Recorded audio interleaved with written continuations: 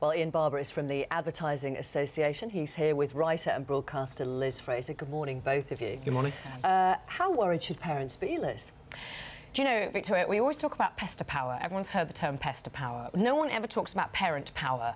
I'm a parent of 3 children and I have a word no, and if I don't want to buy something for my children, I don't. And it's really not a big problem. You know, my children don't like me for it.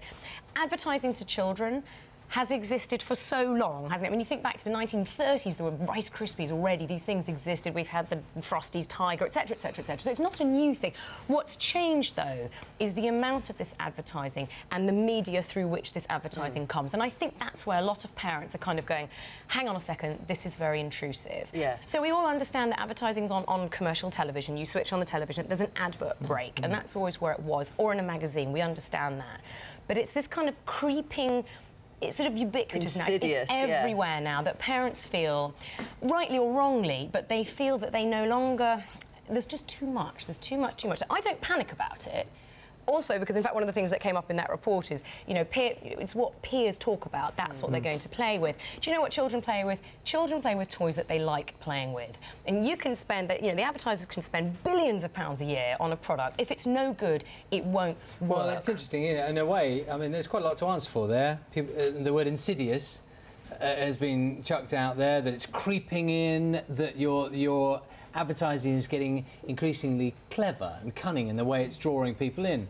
And this is not good, is it? I mean, it's probably not good for the product themselves, but how does the industry? Well, choose your words, I guess. You know, one person's insidious is another person's sophisticated. There's absolutely no doubt that there's more advertising about these days than there was in the past, and that it's getting more complicated. And that's a function of how we're all living our lives. We're watching a bit less telly, we're spending more time on the internet, we're doing different things, we've got our mobile phones.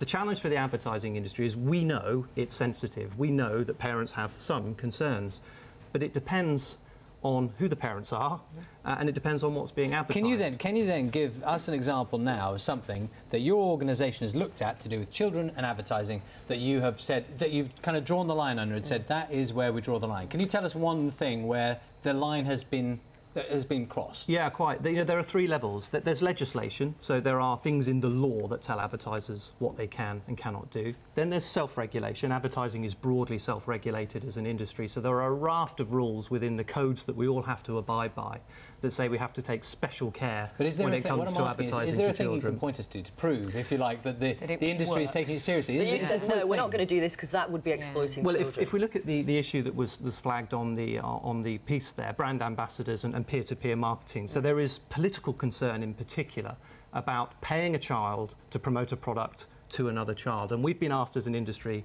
to take a look at that. Is that wrong? Well, I think what we found is, A, nobody's really doing it. There's very low incidence of that. And the industry is supportive of stopping it. But there are some things within that we need to take a look at. So, for example, you might not want a brand doing that, but the Department of Health, for example, does a lot of that, getting kids to talk to each other about sexual health, about healthy behaviour. I don't think a lot of parents would have a problem with that, though, to be honest. I don't think they would either. But if we implement a blanket ban, then we might inadvertently stop that happening. And on that point about paying a child to advertise a brand, OK, you say it's not happened very often, but parental consent will have had to have been given there. So some parents are up for it. Exactly. Some parents are. And I always, whenever I come on these programmes, I put it to my children. That's the first people I put these questions to. What do you think about this? OK, I think it's fair enough. So I have 2 at secondary and 1 at primary. And I asked them yesterday what they think about if someone were to pay them to wear a T-shirt with a brand on it. Their only reaction was, great, it's a free T-shirt. Of course. That was it. You know, and I don't think we need to worry so much about these sort of subtle messages getting to children. What I worry much more about is when my children are online looking for something and a pop-up advert comes up all the time, and I asked them about that as well. I said, are you affected by that in terms of what you like? And all 3 of them just said, do you know what, the only problem I have with that, it's so distracting. And they have mobile phones. They close it straight away? Well, I don't know, but I think you're right. We just need to have much more of a discussion about it now that these new media are there. Mobile phones, adverts all the time. But we don't need to panic about advertising. It's always been there. Thank you both very much for your time this morning.